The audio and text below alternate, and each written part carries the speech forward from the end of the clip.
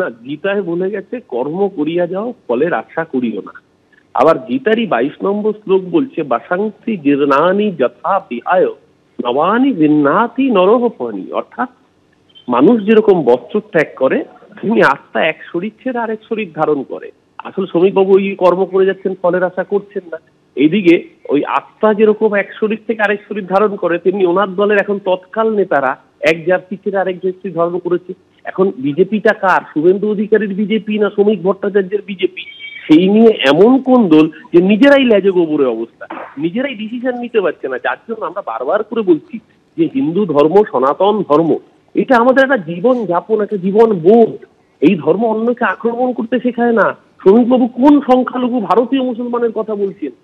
সোনালী দিদি, সোনালী খাতুন, এই ভারতের মেয়ে, বীরভূমের মেয়ে, যার বাবা মার 14 পুরুষের নাম রয়েছে ভারতের মাটিতে, তাকে বাংলাদেশে পাঠিয়ে দিয়েছিল আসন্ন প্রসবা সোনালীকে। লজ্জা করে না শ্রমিকবাবুর এই কথা বলতে? এই বাংলার মাটি রবীন্দ্রনাথের মাটি, এই বাংলার মাটি নজরুলের মাটি, লালন ফকিরের মাটি, শ্রী চৈতন্যদেবের মাটি, যারা শিখিয়েছেন ঠাকুর শ্রীরামকৃষ্ণ যত মত তত পথের মাটি। যারা এখানে এই মাটিকে টুকরো করতে চায়, सभी का खून है शामिल यहाँ की मिट्टी में, किसी की बाप की हिंदुस्तान थोड़ी ना है। শ্রমিক বাবুরা ভুলে যাচ্ছেন, বাংলা ওদের মনে করাবে। যতবার ওরা মানুষে মানুষে ভেদাভেদ ঘটাবেন, ভগবানকে নিয়ে রাজনীতি করা, রাম কা নাম বদনাম না করো। অযোধ্যায় হারিয়ে দিয়েছেন ভগবান রাম, কারণ রামের ছবি ছোট, নরেন্দ্র মোদীর ছবি বড়। আর লিখেছিল জিসমে রাম কোলায় হামুস কোলায়েঙ্গে। আর আজকে কি বলছেন? এর আগে কখনো গীতা পাঠ হয়নি? মানুষের আগে গীতা পাঠ করেনি? ভগবান শ্রীকৃষ্ণ যখন তার মুখনিসৃত বাণী গীতার আকারে আমাদের সামনে পরিবেশিত হয়েছিল, বিজেপি এসছে বলে আমরা গীতা জানতে পেরেছি। কাকে সামনে রেখে করছেন? একজন ধর্ষণে অভিযুক্ত কার্তিক মহারাজকে রেখে। হিন্দু ধর্মের এর থেকে বড় অপমান আর কেউ করেনি। এর জবাব বাংলার মানুষ ওদের 26-এ দেবে, যেভাবে 21 আর 24-এ নিয়ে।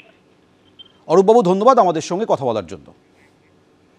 ব্রিগেডের গীতা পাঠ অনুষ্ঠানে আজ বিজেপির একা। এটুকুই বলবো, আরো মানুষ আসুক, আমাদের আমরা শিকড় যেন না ভুলে যাই।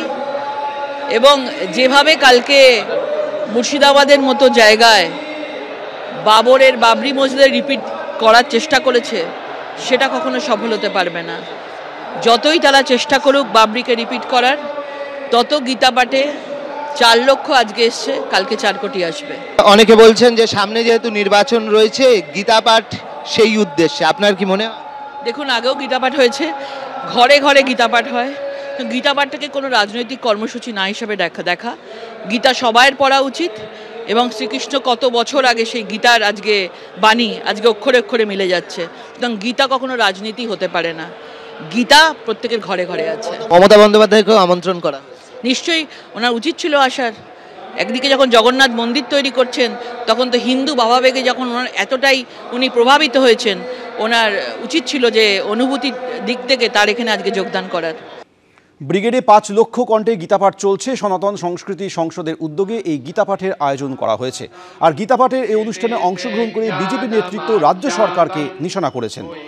এবার শোনাবো কল্যাণ বন্দ্যোপাধ্যায়, তৃণমূল সাংসদ, কি বলেছেন।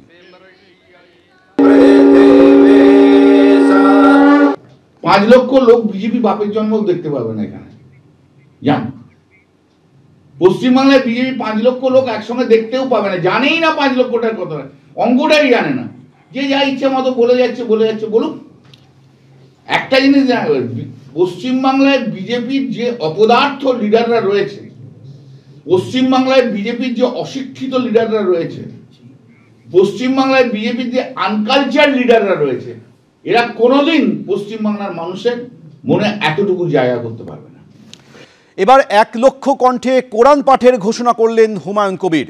ব্রিগেডে 5 লক্ষ কণ্ঠে গীতা পাঠের পর এবার কোরআন পাঠের ঘোষণা। বিজেপি আজ নতুন করে হিন্দুত্ব করছে না, রাম মন্দিরের এজেন্ডা নিয়ে ক্ষমতায় এসেছে বিজেপি। বাংলা দখল করার জন্য এখন গীতা পাঠ করছে। আগামী দিনে মুসলিমদের নিয়ে কোরআন পাঠের আয়োজন করব। 1 লক্ষ কণ্ঠে কোরআন পাঠের ঘোষণা করলেন হুমায়ুন কবির।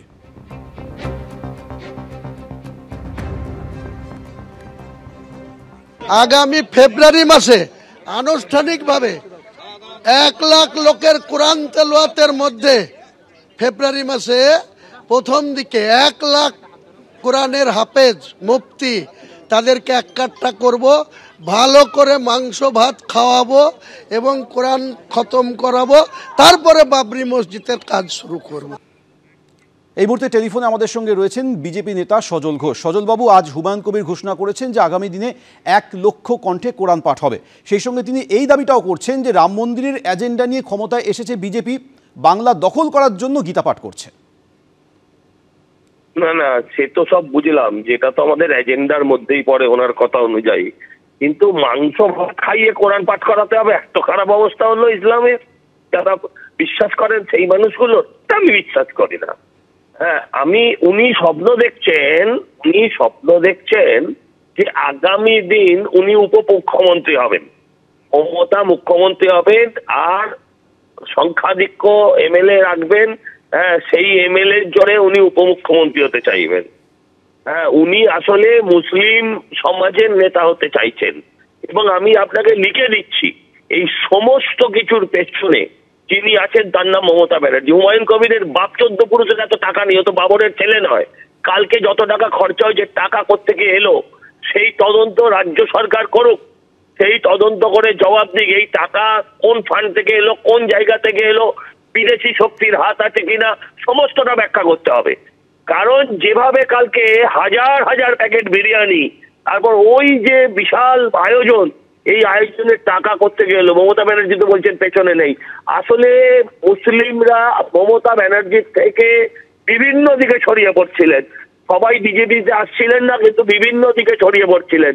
এখন থার্ড পার্টি প্রয়োগ করে, থার্ড পার্টিকে দিয়ে, হুমায়ুনকে দিয়ে সেই ছড়িয়ে পড়া মুসলিম শক্তিকে একত্রিত করার প্রয়াস মমতা বন্দ্যোপাধ্যায়ের। উনি জানেন যে এরপর হয় ভোটের আগে কিংবা ভোটের পরে, হুমায়ুন আগেই বলেছে যে আমি 2টো সিট নিয়ে মমতার ঘরে ঢুকে যাব, জামাই আদর পাবো। সেই জামাই হিসেবে মমতার আবার যে হুমায়ুন মমতাদির কোলে এসে বসবেন, এতে কোনো ভুল নেই। অতএব যারা আজকে গীতা পাঠ করছেন, তাদের আজকে এই শপথটা নিতে হবে, শুধু গীতা চণ্ডী পাঠ করলেই হবে না। গীতা আমাদের যেটা শেখায়, যে ধর্মযুদ্ধের কথা, যে অধর্মের বিনাশ এবং ধর্মের যে প্রকাশ, সেটা কিন্তু 26-এ পশ্চিমবঙ্গে ঘটাতেই হবে, নয়তো মোগল সাম্রাজ্য পুরোপুরি ফিরে আসবে, নয়তো পশ্চিমবঙ্গে পুরোপুরি মোগলদের হাতে চলে যাবে। সজলবাবু, ধন্যবাদ আমাদের সঙ্গে কথা বলার জন্য। এবিপি আনন্দ, এগিয়ে থাকে, এগিয়ে রাখে।